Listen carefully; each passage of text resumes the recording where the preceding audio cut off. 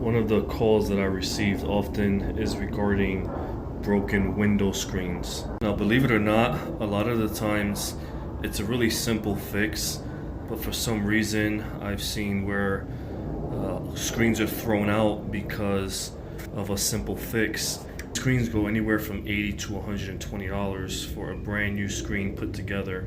So you want to get familiar with being able to make these simple repairs, and in this way you'll find yourself being used and more effective in regards to cost efficiency. Problem on this screen is going to be the same problem I run into a lot.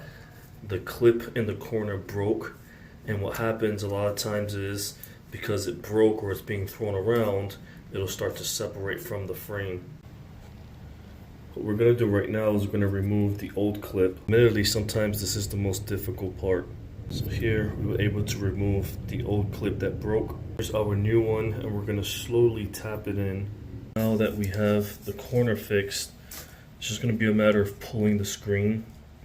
And as we're pulling the screen, we're going to have to reattach our gasket to hold it in place. We're going to use this right here. You can purchase this for a few dollars. It's plastic. This kind of one we just kind of have laying around. They do have better ones where they're metal, much more sturdy, but this will do the job that we need it to do right now. So here I'm going to hold the gasket while I stretch the screen, and as I'm stretching the screen, I'll take the tool and I'll roll it right over the gasket to push it into the frame.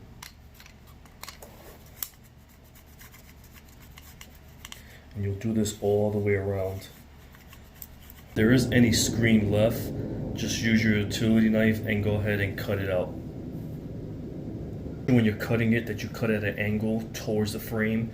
You don't want to cut it in, because if you slip, you'll cut the screen. You can go really slow. You can see here, you have a screen that is usable. If this video was a help, if it was informational, please subscribe.